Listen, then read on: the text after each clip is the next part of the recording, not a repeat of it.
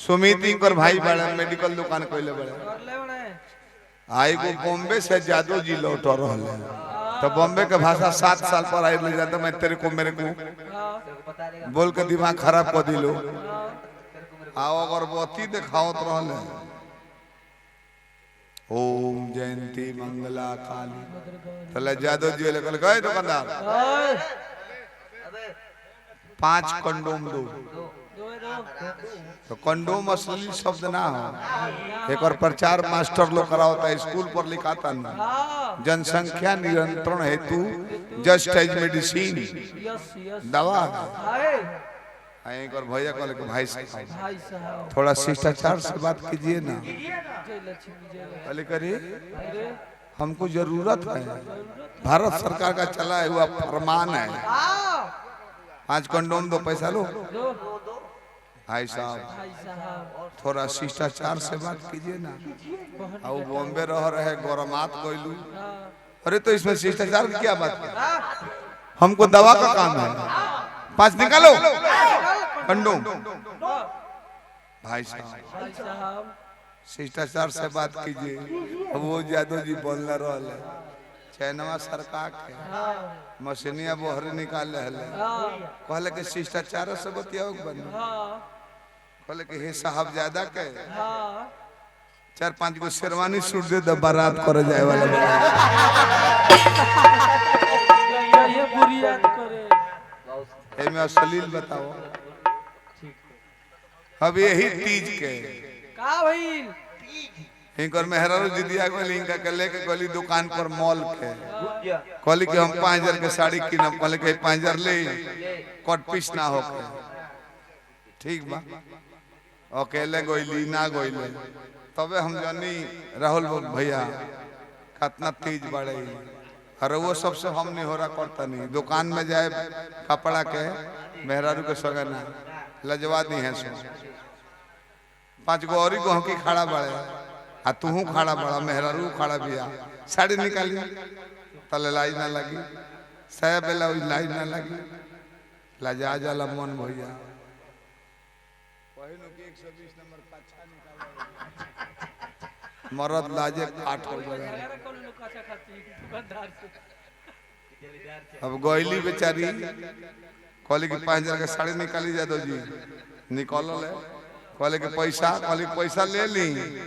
बाकी माल कट पीस ना चाहिए तो भोजपुरी में बोल ले हे महाराज 5000 के साड़ी पे एगो छेद दिखा दे साड़ी फ्री 5 मिनट ले बतियावली 5 मिनट के बाद ही बहरी मोटरसाइकिल खड़ा बड़े ओली 2 गो साड़ी ले ले ओई देखी 5-5000 के 2 गो साड़ी अरे 5000 दिल में 10000 के साड़ी किन ले दे कहली कि अपना कला कौशल से दिमाग से कैसे 5000 दे ने कहली चुप रहे अपन 5000 रुपये वो ले ले अरे 5000 रुपया भी वापस आ 10000 के साड़ी दूगो कैसे कहली करे ना कहूं कि कट पीस मत लिया कनी है तो यादव जी कहला कि एगो छेद दिखा दे साड़ी में तो साड़ी फ्री दूगो छेद दिखा देने कहाँ कहली कि आंचर में ना रहला बीच में एगो मूस काटला जस गोले कटर रहला गोले एगो जरिए ट्रांसपोर्ट में तना के फैल गइल रेसा लौकतल बताइए मैं अश्लील कहाँ बा मैं अश्लील नाम 2 in 1 बात कहिली तू अश्लील लजीत कहता रह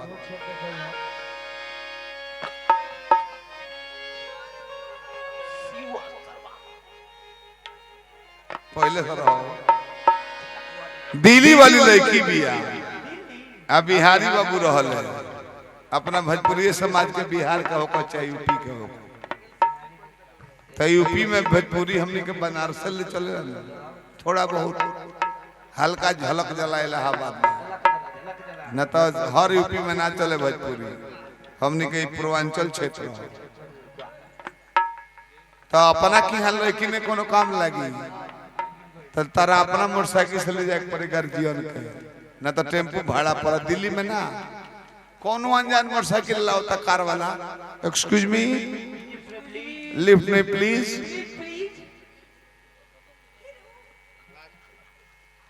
हाथ मारो तो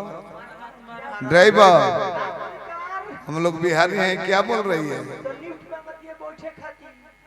तो हमारा तो लिफ्ट खराब हो गई बीच में बैठाओ बैठ गई आराम से बैठिए गोड़ कमजोर बा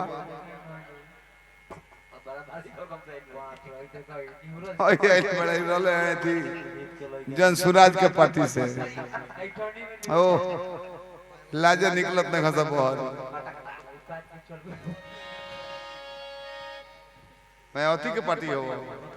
तब तो और बढ़िया बा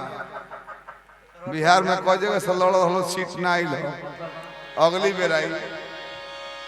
घर कोई छोड़ के ओकरा के यार लोग पूछल के उदास बड़ा कहले के पूछो म अचके में कोली खिलल खिलल तो फूल मिलल अचके में कोली खिलल खिलल तो फूल मिलल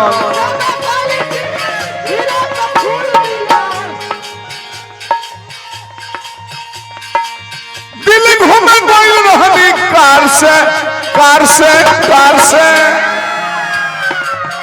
अचके में नैना जब चार हो गई जननी न कब कैसे प्यार हो गई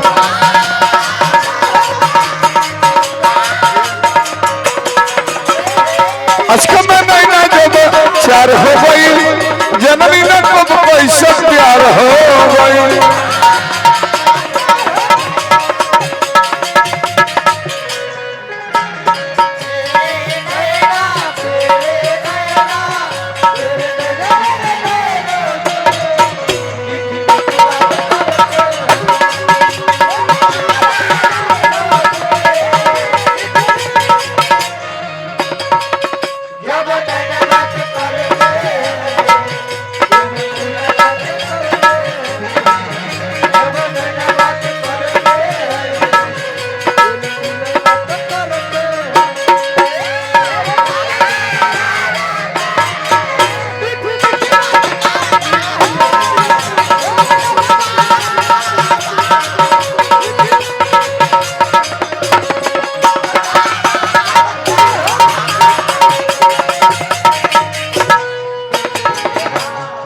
रौरा भैया गांव के बानी रुआ कहियो शुगर ना हो जितना रुआ मेहनत करता नहीं शुगर ना हो बीपी ना हो और रुआ दुबरेबो ना करो ऐसे कितना मेहनत करता नहीं कि शरीर और बना रही बॉडी बना रही लाड़ खड़े ना होई ना मालगिरी एकदम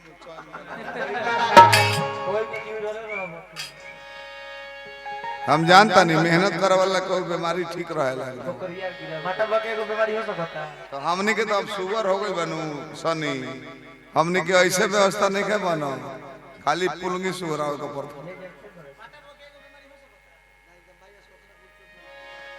हाँ तो निश्चित बा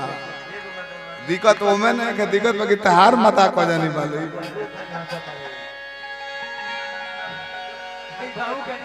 अरे महुआ लीजन में तो के हाल का गुलामी लगौले रहुए लिपस्टिक जे भी देखे कहत रहुए व्हाट ए फैंटास्टिक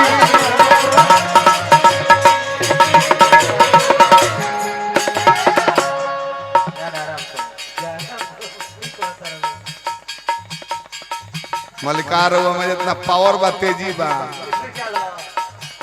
ये सरकार बिया हो गई भाई जी बिया हो गई बा।